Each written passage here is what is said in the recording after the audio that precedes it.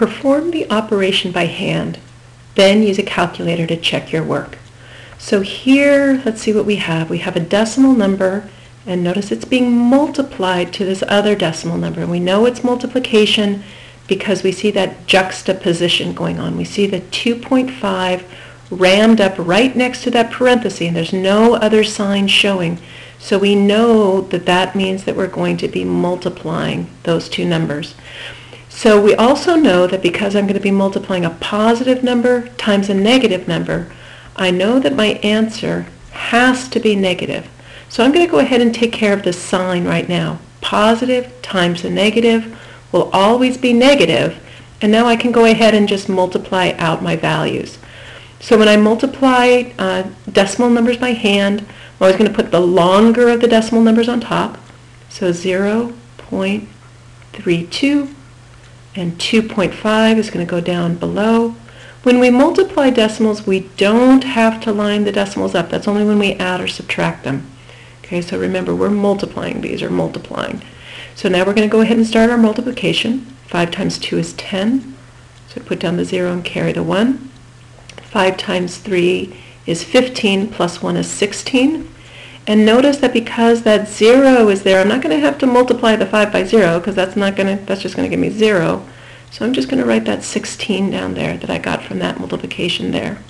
Now when we multiply the 2 out, 2 times 2 is 4.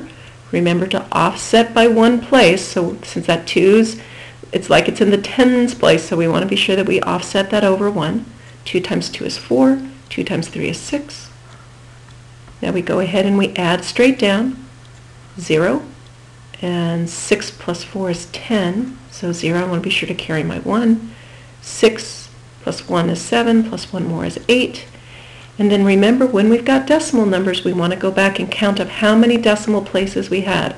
Well, we had 1, 2, 3 decimal places, so that means my answer has to have 3 decimal places. I'm going to go 1, 2, 3, and my decimal point's going to go right there. And so my final answer, let's get our final answer back up here where we started. We already had the negative sign. We want to be sure not to forget that. And because my answer is just 0.8 or 8/10, we want to be sure that we put that 0 in front as a little flag that that decimal point's there. Otherwise, we might think the answer is just -8, but we want to be sure we don't lose sight of that decimal point there. So let's use our calculator to check our work. We'll pull our calculator up, and let me clear the last work we did. And so we have 2.5,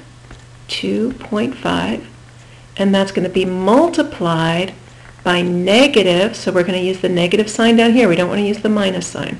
We're going to use negative 0.32, and when we press enter, we have negative 0.8.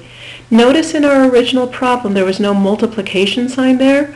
We just want to be sure when we're working on the calculator that we go ahead and tell it that we're going to be doing multiplication. And with that multiplication sign, we could have put the parentheses in. That would have been okay. But writing our problem out this way on the calculator using this multiplication sign rather than trying to use juxtaposition is a good way that we're sure that we know the calculator knows what we're talking about. And there's that final answer we were looking for, negative 0.8 or negative 8/10.